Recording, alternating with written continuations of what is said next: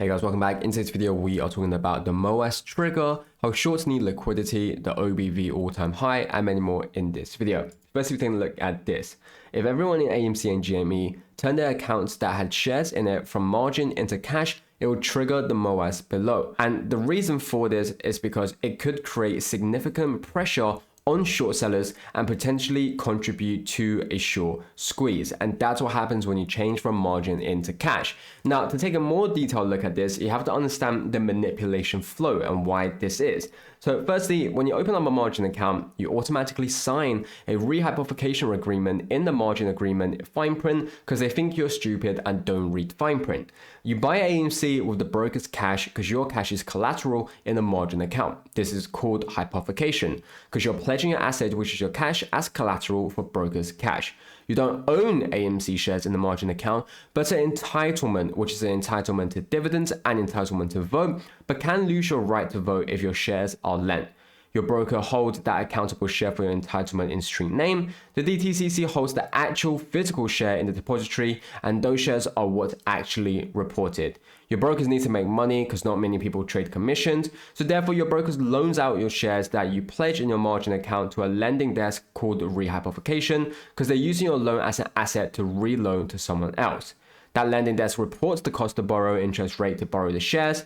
Market makers like Citadel and Verge's job is to get your order filled even when nobody is selling. When tons of people are trying to buy AMC and nobody is selling, the sell orders from retail are supposed to rise to higher prices. And so this is everything that we've been talking about. Now, again, I recommend you guys to obviously take a detailed look at this whole due diligence, but this is pretty much everything that we've covered in the past, but it's just shortened down and understanding what the manipulation flow is.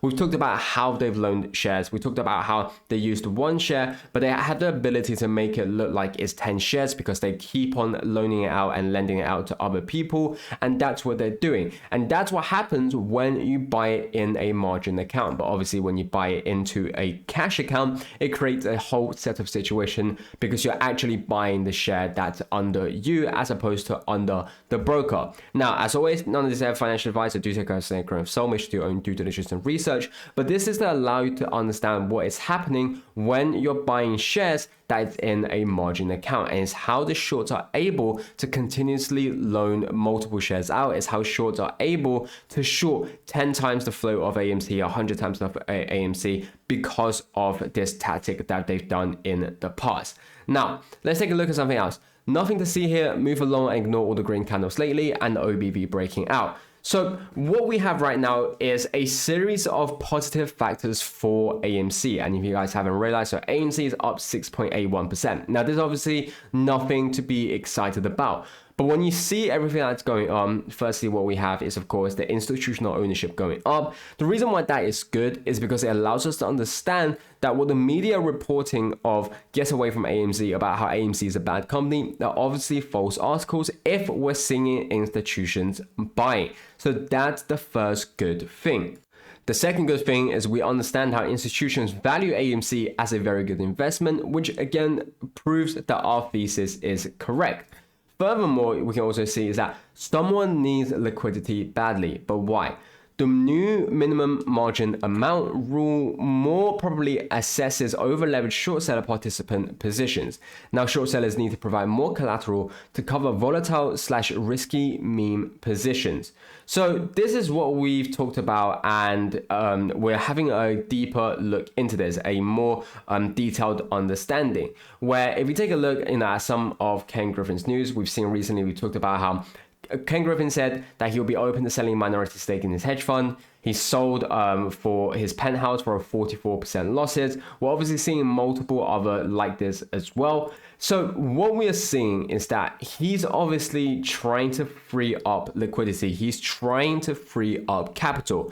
That itself should already pinpoint in terms of the lack of liquidity there is for the market. Now, we've already talked about with the reverse repo, with everything that we've talked about in the past, there is going to be an e-liquidity problem. This is something that we've been talking about the channel for a very, very long time. And now we're finally seeing this happen, where we are seeing that they are lacking capital. And you can see the fact that they need now to provide more collateral, and because of this, Ken Griffin said he's willing to sell a minority stake in his hedge fund, are all pinpointing to the fact that they are running low on capital, that they are running out of liquidity. Now, this is obviously a very good thing, because liquidity is what allows them to continuously create more positions, is what allows them to hold on to their existing positions. And so with the fact that they are running low, we're going to be seeing how less synthetics will be created in the future, because it's going to become more costly in terms of opportunity cost, in terms of the fact they don't have the money, and how AMC price is obviously going to rise as we see less synthetics being created. And also what we talked about, they have to cover their positions once their margin runs out, and that's obviously a indication that the margin, that the liquidity is of course running low. Now, another thing is taking a look at the OBV. Prove AMC stock price is being artificially manipulated. OBV has reached a new time high. So if AMC's OBV has reached all-time highs, it means that trading volume is showing consistent accumulation, even if the stock price hasn't moved significantly upwards yet. Here's what it means in layman's terms. Firstly, we have increased retail interest because it's followed heavily by retail investors, particularly those in meme stock communities. But not only that, like we talked about, AMC is of course a good investment overall now, as we've seen from the earnings. Another thing is the short squeeze speculation, the positive business development, accumulation without price spike, options activity influence. Like I said, there are multiple factors right now, but what's important is understanding this. As we see the OBV going up, normally we should be seeing the price go up along with it. And now what we are seeing is the price going up. What we are not seeing is the price to match the OBV, because the OBV is currently higher than where AMC reached its all-time high back here. So the very fact that we have an OBV that's higher than when AMC was at this level should actually suggest that AMC's price level should be above this high of 393, but it in fact is not, as we see it at where we are right now over here at 485. So that itself is obviously showing the manipulation. But again, like we talked about at the start, in terms of understanding the rehypothecation, how we're seeing the institutions buying, these are all things showing us right now why, firstly, the rehypothecation in terms of why the price is depressed, but how the OBV and the institutional ownership is showing that people are of course accumulating their shares of AMC. Another thing, and it's taking a look at the business development of AMC. In the US, AMC just recorded our highest revenues for a pre-Thanksgiving weekend in AMC's entire 104-year history. Fully 4.6 million people graced our theaters globally over the 4 days. Thursday to Sunday. What a wonderful way to start the holiday moving going season. So this is just an indication, a signal of what we're going to be seeing in the future. We are seeing more and more people going to the theaters. But more importantly, is you can see how AMC is doing more things that's breaking its record. We've seen recently how they've made, their concession records. We've seen how they had their best ever June EBITDA in their 104-year history.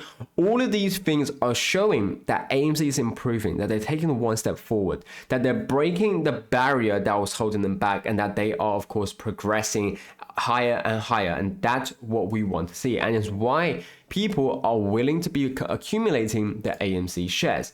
Now, another thing, reading the DTCC stock program back in 2004, when the market maker fails to deliver and can't locate, the DTCC lends out only once to cover the fails and not multiple times. Now, the reason why I'm bringing this up is because of what we've seen in the past.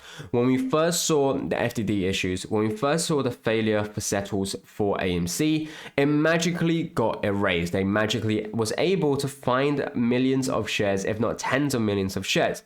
Now, going back to this and seeing the DTCC stock borrow program, it could be, and it's what we talked about, how regulations tend to help out the institutions. And it's why we said that they can help out the institutions, but it won't be a long-term thing because it is costing them. And it's like we've seen right now, it's costing all these regulations and financial institutions.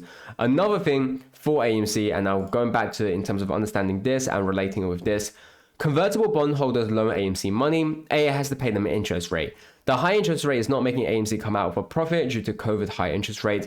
AMC is recovering dramatically from operations and getting rid of those bonds to be profitable. So one of the biggest ways for why AMC obviously survived was because of these bonds throughout COVID.